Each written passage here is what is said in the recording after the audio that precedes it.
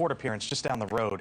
Nearly 5 years in the making, the 30-year-old man accused of planning explosive devices in Washington, D.C. on January 5th, 2021, the day before the Capitol riots, finally seeing his first day in court. Now facing 2 federal charges with potentially more on the way. Our Joe Khalil live outside the courthouse tonight with what we're learning about this man. Joe?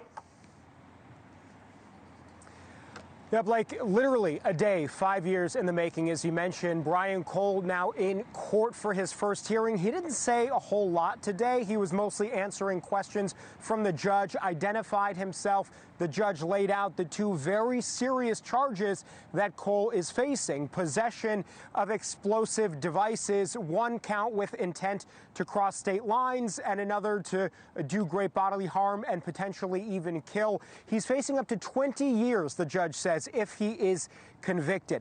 The prosecutors made it a point, Blake, today to say that for 4 hours last night, Cole was cooperating, answering questions from federal agents. And a source familiar with that conversation told us, confirmed to NewsNation, that he told investigators he was, in 2020, a Trump supporter who believed that the election was stolen, which may speak to motive here. He's going to be back in court on December 15th. There may be more evidence against him. We know that prosecutors say that they're continuing to collect more evidence. Right now, they've already said that agents have been able to place him at the DNC and the RNC based on his phone records and based on his purchasing records. They know that he was at Home Depot and bought the items that ended up going into these pipe bombs. So the case against him is building up. We know that much, Blake. Again, he's going to be back in court in a couple of days. One more notable thing, his family was in the courtroom today. When it was all done, they shouted toward him, "We love you." Joe Khalil, live tonight outside that federal courthouse. Joe, thank you. So with Cole now in custody, one of the questions remains, why did this take so long? The FBI Director, Kash Patel, saying today, in his view, it was a matter of the administration prioritizing the right things.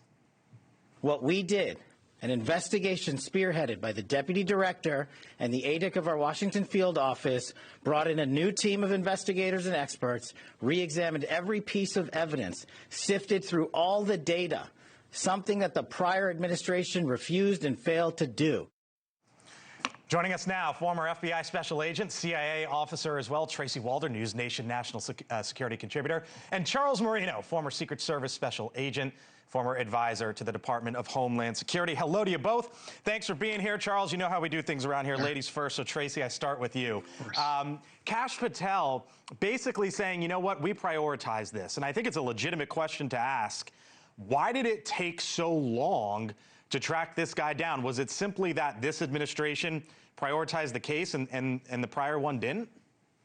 Well, thanks so much for having me, Blake. I think it's actually a couple of different reasons. The first, I want to say, when I graduated from Quantico, one of my very first, I guess, jobs or assignments actually was looking at older cases that were, anywhere between 5 to 20 years old, because agents had been assigned to them for quite some time and they wanted fresh eyes on them. So that's actually a very, I guess, normal and standard procedure. I think a couple other reasons is the type of device that was used. Obviously, I'm not a bomb expert, but he did go to big box stores to procure those. And that takes a really, really, really long time. Also, the copious amounts of interviews. It takes a long time to sift through all of that. Sometimes the more evidence is good, it just takes longer. Charles?